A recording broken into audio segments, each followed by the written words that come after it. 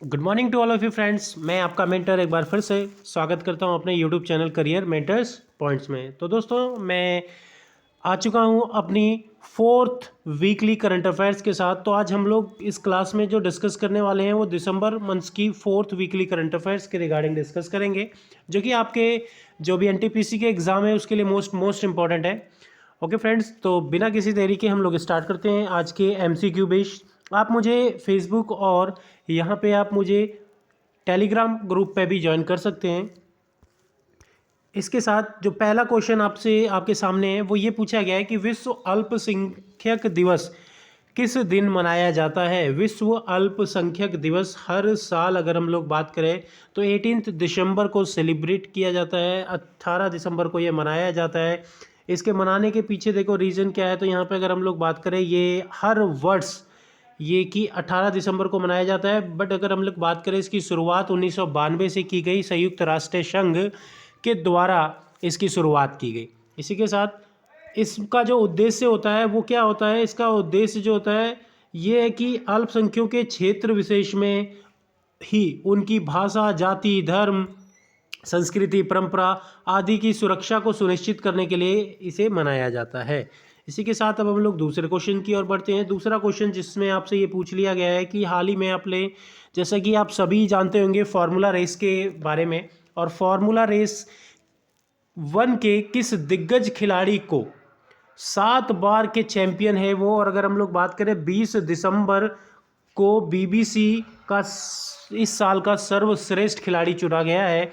तो 2020 का सर्वश्रेष्ठ खिलाड़ी किसे चुना गया है तो आपको मालूम ही होगा, लुइस हैमिल्टन। जैसा कि मेरी एक सीरीज़ है जिसमें मैंने आपको कार रेसिंग या जो कार रेसिंग से रिलेटेड जितने भी यहाँ पे ट्रॉफीज़ होती हैं, जितने भी वो रेसिंग होती हैं, उनके बारे में आपको बता रखा है मैंने। तो आप मेरी उस वीडियो को भी देख सकते हैं। और लुइस हैमिल्टन की बात करें अगर हम लोग तो सबसे कम उम्र में सबसे ज़्यादा जीत हासिल करने वाले ये बन चुके हैं खिलाड़ी। 95 जीत ये हासिल कर चुके हैं। तो यहाँ अगर हम लोग इनसे रिलेटेड कुछ फैक्ट्स देखें तो यहाँ पे आप देख सकते हैं कि फार्मूला 1 की चैंपियनशिप में लुइस हैमिल्टन ने BBC sports personality of the year 2020 का अवार्ड जीत लिया है। जबकि मैं आपको बता चुका हूँ वो 35 वर्षीय है। और अगर हम लोग बात करें अब तक सबसे ज़्यादा जीत हासिल करने वाले भी वो खिलाड़ी बन चुके हैं। उन्होंने इसे पहले भी साल 2014 में जीता था, ये दूसरी बार जीता है इन्होंने। इसी के साथ तीसरा क्वेश्चन जिसमें आपसे ये पूछ लिया गया है कि हाल ही में निम्न में से किस दिग्गज फिल्म अभिनेता को अमेरिका की जो नई पार्टी है न्यू जर्सी ने लाइफ टाइम अचीवमेंट अवार्ड से सम्मानित किया है। लाइफ टाइम अचीवमेंट अवार्ड दोस्तों, तो अगर हम लोग बात करें धर्मेंद्र को ये सम्मान दिया गया है। और इसके पीछे लगातार अगर हम लोग बात करें 6 दशक, 6th सेंचुरी, अगर हम लोग बात करें 6 दशकों से ये फिल्म में जो अपना योगदान देते आ रहे हैं, लगभग 300 से ज़्यादा फिल्में ये कर चुके हैं। और इसी के लिए यहाँ पे इनको ये सम्मान दिया गया है। जैसे कि मैं आपको अभी बता चुका हूँ, तो यहाँ पे ये जो लाइफ टाइम अचीवमेंट अवार्ड है ये किसे सम्मानित किया गया है। धर्मेंद्र की बात की जाए तो धर्मेंद्र को अमेरिका ने की जो न्यू जर्सी ने लाइफ टाइम अचीवमेंट अवार्ड से सम्मानित किया है। धर्मेंद्र की बात की जाए तो उन्होंने अपने करियर में 300 से ज़्यादा फिल्मों को किया है, और इसीलिए ये अचीवमेंट पाने वाले वो पहले भारतीय भी बन गए हैं, पहले भारतीय अभिनेता बन गए हैं। इसी के साथ फोर्थ क्वेश्चन जिसमें आपसे ये पूछ लिया है कि किस राज्य को हाल ही में कुछ शर्तों के साथ जो है जल्लीकट्टू नामक कार्यक्रम को आयोजित करने की इजाज़त मिल गई है। तो कुछ एक कंडीशन, कुछ एक शर्तों के साथ यहाँ पे ये जो जल्लीकट्टू की बात की जाए तो यहाँ पे इसके बारे में मैं कुछ बताऊंगा नहीं, एक फ़ोटो दिखाऊंगा तो आप इस इमेज को देखकर समझ सकते हैं। तो इसका राइट आंसर कौन सा है, कौन से स्टेट की बात की जाए तो स्टेट है तमिलनाडु। और ऑप्शन आपका जो ए है वो राइट आंसर है। यहाँ पे ये हर वर्ष यहाँ पे ध्यान रखिएगा जल्लीकट्टू नाम का ये खेल कार्यक्रम आयोजित किया जाता है, जिसमें कि आप जो देख रहे हैं बुल के सिंग पर एक पोटली बांधी जाती है सिक्कों से भरी हुई, और जो उस पोटली को उतार लेता है वो विजेता होता है, और जो नहीं उतार पाता वो उसके साथ क्या होता है ये आपको पता ही है।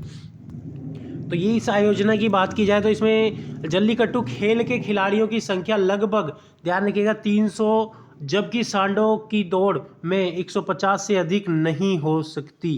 इस खिलाड़ियों को कोविड-19 की कारण ये जताया गया है।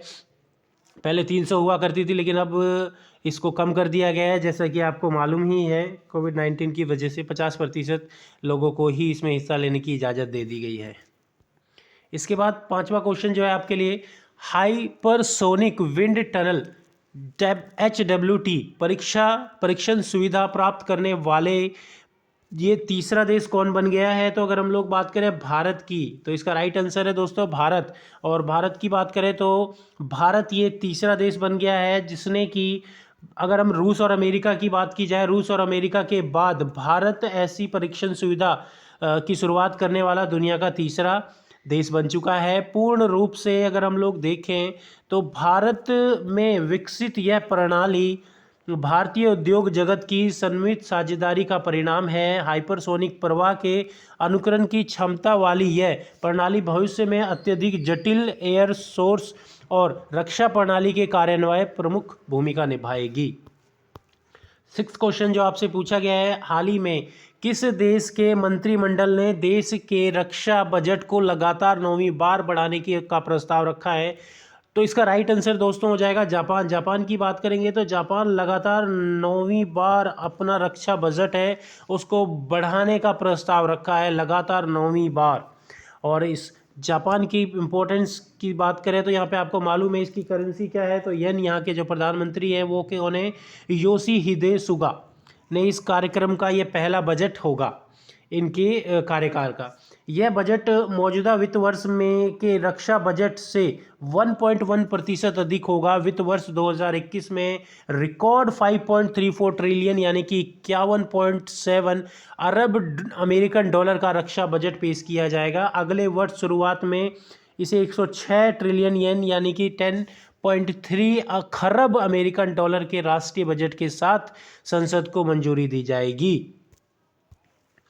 तो इसी के साथ नेक्स्ट यानी 7th क्वेश्चन जिसमें आपसे ये पूछ लिया गया, अमेरिका संसद ने बहुप्रतीक्षित कितने 100 अरब डॉलर का कोरोना वायरस महामारी सहायता पैकेज हासिल किया है? तो यहाँ पे ये घोषित किया है या ये जो पारित किया है वो 900 अरब डॉलर 900 अरब डॉलर का पैकेज डोनाल्ड ट्रंप के द्वारा पास किया गया है, जो कि कोरोना राहत पैकेज के लिए काम करेगा। और यहाँ अगर हम लोग बात करें जो बिडेन की, तो जो बिडेन जो कि जो नेक्स्ट यहाँ के प्रेसिडेंट हैं उन्होंने इसका दिल खोल के स्वागत किया है इसका, और अगले सत्र से यानी कि नए साल से इसको लागू किया जाएगा।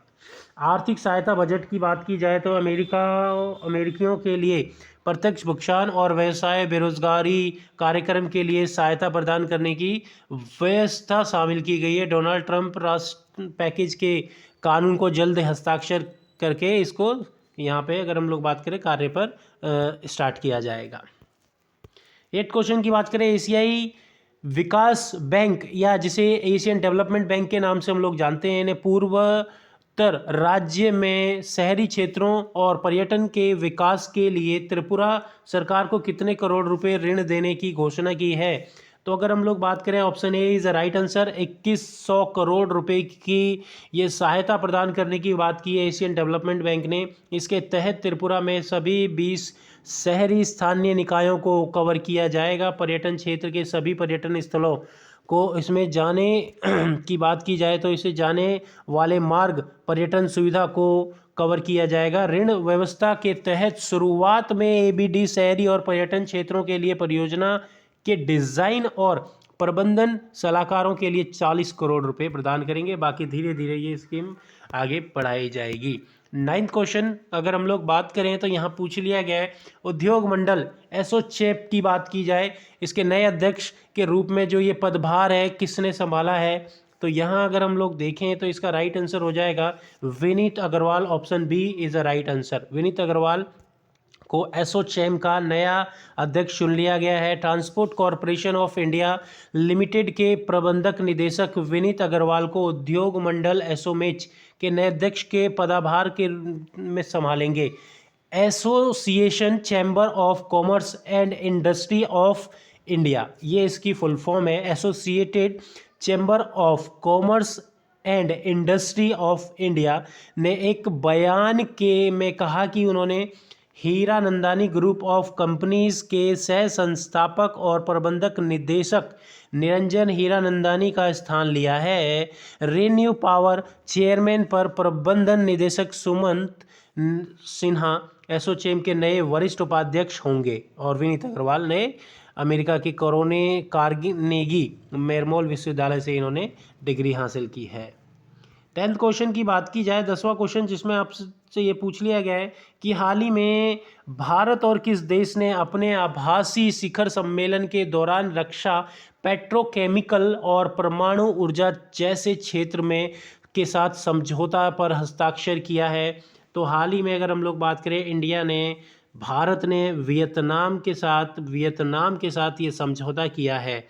वियतनाम के साथ ये समझौता किया है, जिसके तहत इन्होंने ये बताया कि वियतनाम ने अपने आभासी शिखर सम्मेलन के दौरान रक्षा, पेट्रोकेमिकल, परमाणु ऊर्जा जैसे क्षेत्र साथ समझौता हस्ताक्षर करते हुए इन दोनों देशों ने सतत विकास लक्ष्यों को प्राप्त करने में मदद मिलेगी तथा साथ ही साथ जलवायु से निपटने की क्षमता विकसित होगी। भारत वियतनाम के बीच रक्षा सुरक्षा साझेदारी प्रशांत महासागर की बात की जाए स्थित लाने में एक महत्वपूर्ण कारक साबित होगा। इसके साथ नेक्स्ट क्वेश्चन करेंगे हम लोग 11th, जिसमें अगर हम लोग बात करें गोवा मुक्ति निम्न में से किस दिवस मनाया जाता है। तो हर वर्ष अगर हम लोग बात करें 19 दिसंबर को गोवा मुक्ति दिवस मनाया जाता है, क्योंकि इसी दिन पुर्तगालियों ने इसे भारत के हवाले किया था।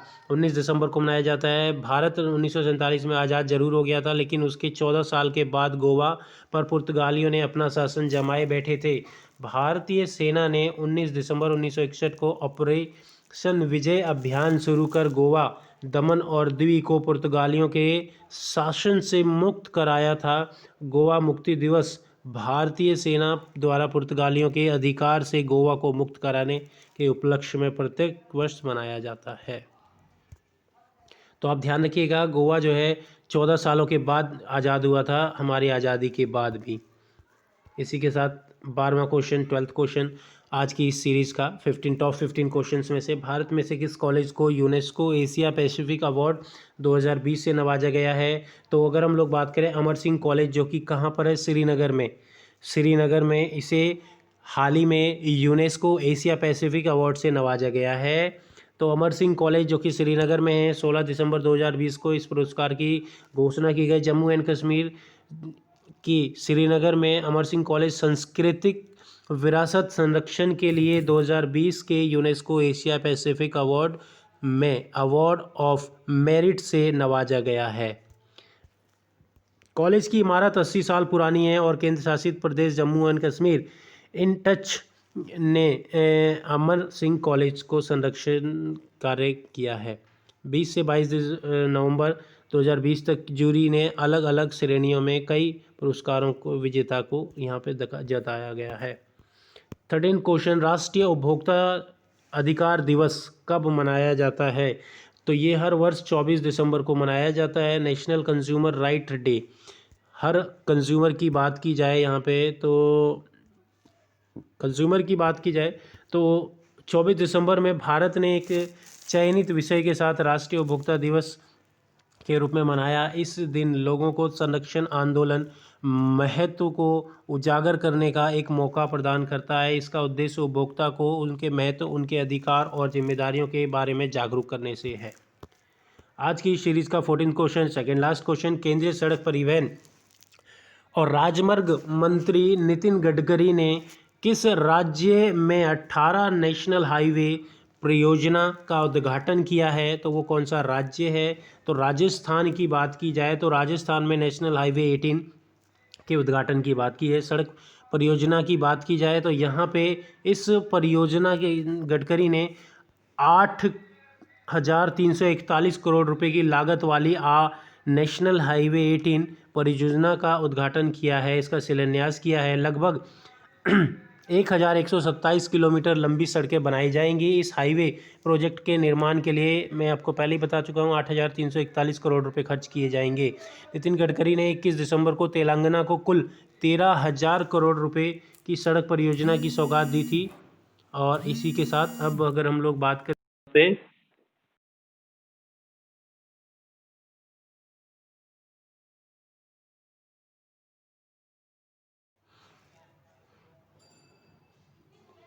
नेक्स्ट क्वेश्चन आज की सीरीज का 15th क्वेश्चन, केंद्र शासित प्रदेश अंडमान निकोबार द्वीप समूह का पुलिस महानिदेशक किसे बनाया गया है?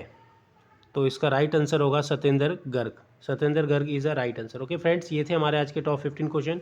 नेक्स्ट सीरीज़ के साथ हम लोग फिर हाजिर होंगे। Bye bye.